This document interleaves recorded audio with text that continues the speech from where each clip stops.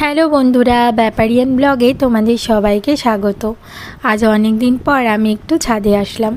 বিকেলবেলায় কি করব, কোথাও তো যাওয়ার নেই, তাই ছাদে এসে একটু বসলাম আর ভাবলাম তোমাদের সাথে আজকের বিকেলের কিছু মুহূর্ত একটু শেয়ার করে দিই। এই যে জায়গাটা জুম করে তোমাদের দেখাচ্ছি, একটা সময় বিকেলে ওখানে খুব বসে থাকতাম, সবাই খেলাধুলাও করতাম, কিন্তু এখন এখানে বর্তমানে রেল লাইন হয়েছে, তাই জন্য আর যাওয়া হয় না। আর এরকমই অবস্থা, এখন কোনো মাঠঘাটও নেই, বাচ্চাদের খেলার জায়গারও খুব অভাব। তাই একটু ছাদে এসে বসে নিজের মনটা একটু ফ্রেশ করে নিলাম। আর অনেক দিন পর আজ কিন্তু সূর্য ডোবা দেখলাম, বেশ ভালোই লাগছে। আর ফুরফুরে হাওয়া দিচ্ছে, এত ভালো লাগছে তা বলার মতো নয়। জানো তো বন্ধুরা, বিয়ের আগে এই বিকেলবেলায় কিন্তু সবাই মিলে বন্ধুরা একটু ঘুরতে যেতাম, সাইকেল চালাতাম, কিংবা ওই যেই জায়গাটা তোমাদের জুম করে দেখালাম ওখানে সবাই মিলে বসতাম। কিন্তু এখন তো সেসব হয় না, আর বন্ধুদের সাথেও যোগাযোগ নেই। কি আর করার, এই বিকেলে মাঝের মধ্যে একটু এসে তাই ছাদে বসি, নিজের মতন একটু সময় কাটাই, নিজের মনটাকে একটু ফ্রেশ করি আর কি।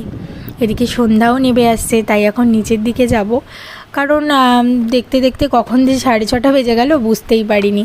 এখন এই নিচে যাচ্ছি, মেয়ে রয়েছে রাস্তায়, তা ওকে এখন আনতে যাব।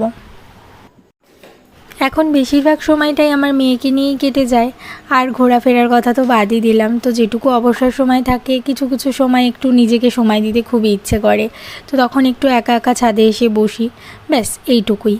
এখন বাইরে আসলাম, সেই মেয়েকে আনতে যাচ্ছি। আসলে আমি যাব আমার মায়ের কাছে, একটু মায়ের বাড়িতে লাইটটা জ্বালাতে, তাই এই দিক থেকে আসলাম। এইদিকে দেখছি আমার মেয়েও দৌড়ে চলে এসেছে। মায়ের ঘরের লাইটটা জ্বালাবো বলে এই গেট থেকে এসে দেখি আমার মেয়ে হাজির, তো ওকে নিয়েই তাই এখন যাচ্ছি লাইটটা জ্বালাতে। আর এদিকে কুকুর দেখেও একটু ভয় পাচ্ছে। আসলে কুকুরটা এত চিল্লাচিল্লি করে যে ও দেখে একটু ভয় পেয়ে যায়, এমনিতে খুব একটা ভয় পায় না, কিন্তু কুকুরটা খুব চিৎকার করে, তাই জন্য ভয় পাচ্ছে। আর এদিকে ওর দাদা তো ঘরেই ঢুকবে না, আমার মেয়েও ঘরে ঢুকতে চাইছে না, তাই এই সাইড থেকে রাস্তা থেকে ঘুরিয়ে নিয়ে বাড়ির দিকে যাচ্ছি। বাড়ি থেকে একটু সন্ধ্যা দেব, তারপর চাটা করে সবাই মিলে একসাথে বসে খাবো। বাড়িতে চলে এসেছি, এসে দেখছি মা আজকে চা করে রেখেছে, তাই আমি সন্ধ্যাটা দিয়ে নিলাম। এখন চা খেতে বসবো, বাড়ির সবার খাওয়া হয়ে গেছে, শুধু আমিই বাকি। তাই মা এখন মনাকে নিল, সেই ফাঁকে আমি একটু চা খেতে বসলাম। এইভাবে আমার বিকেলটা আজকে কেটে গেল। এরপর আরও একটা ভিডিও তোমাদের সাথে শেয়ার করব। ভালো থেকো, সুস্থ থেকো, গুড নাইট।